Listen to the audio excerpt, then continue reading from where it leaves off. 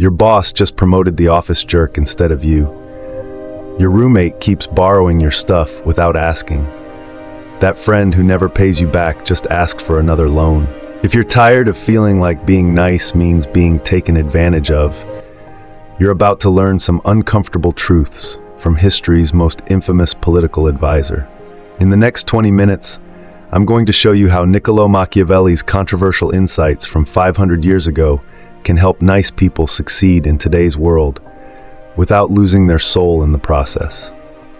This isn't about becoming evil, it's about becoming wise. Machiavelli's advice for nice guys. The year is 1513.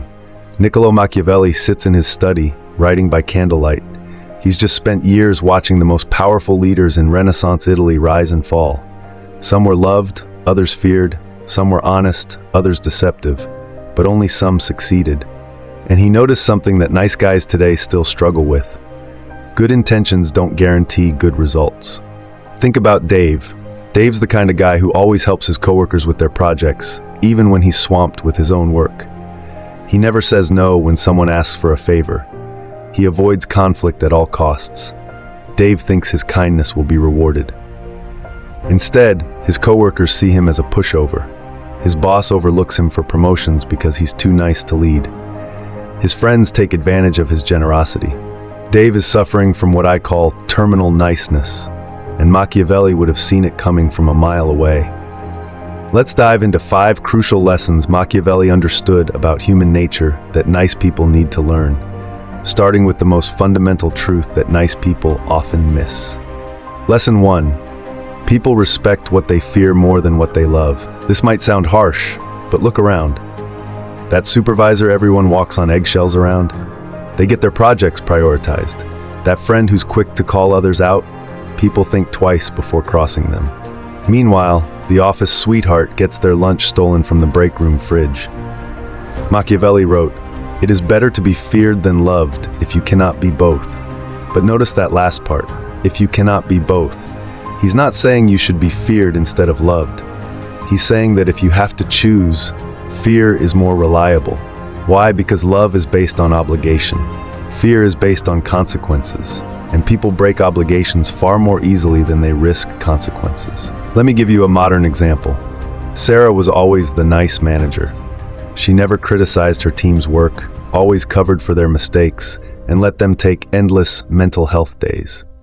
She thought this would make them loyal and hardworking. Instead, deadlines started slipping, quality dropped. Her team walked all over her until upper management nearly fired her for poor performance.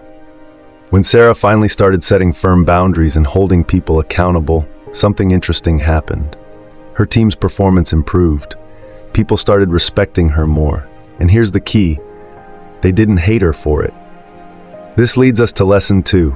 Kindness without strength is weakness. Nice guys often think there are 2 options, being kind or being strong. Machiavelli would say this is a false choice. True leadership, whether in your career, relationships, or life, requires both. Think of it like being a parent. Good parents aren't just endlessly kind and permissive. They set boundaries, they enforce rules, they say no when necessary. This isn't cruelty, it's responsibility. The same applies to adult relationships. When you're unwilling to enforce boundaries or stand up for yourself, you're not being kind. You're being weak, and weakness invites exploitation. Let me share a personal story. Growing up, I was the ultimate nice guy. I let friends copy my homework, lent money I knew I'd never get back, and agreed to plans I hated just to avoid conflict. I thought I was being kind. Really, I was teaching people to disrespect me. The turning point came when my best friend asked to borrow my car for a weekend trip. I knew he was a terrible driver. I knew he wouldn't get insurance. Every instinct screamed no. But I was nice. I said yes. He totaled my car. No insurance, no way to pay for it. And here's the kicker. He got angry at me for expecting him to make it right. That's when I realized Machiavelli's next lesson. Lesson 3. People will take advantage of principled behavior. Nice guys often think, if I'm always honest, others will be honest with me. If I'm always generous, others will be generous with me. Machiavelli would call this dangerously naive. He observed that while virtuous behavior is admirable, assuming others will match it is foolish. In fact, consistently principled behavior makes you predictable, and therefore easier to manipulate. This doesn't mean you should abandon your principles. It means you should be strategic about when and how you display them. Think of it like playing poker. A good player isn't always aggressive or always cautious. They adapt their strategy based on their opponents and the situation. This brings us to a crucial distinction. Being principled doesn't mean being predictable. Take negotiation. Nice guys often start with their best offer, thinking honesty is the best policy. Machiavelli would facepalm so hard at this.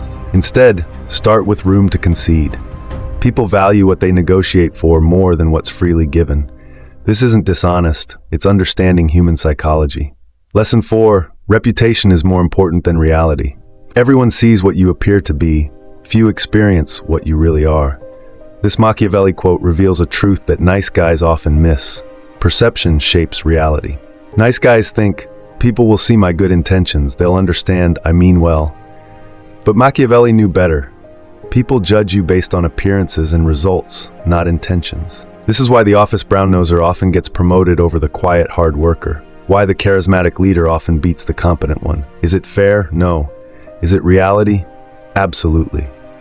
The solution isn't to become fake. It's to understand that managing perceptions is part of success. Example, 2 employees make the same mistake.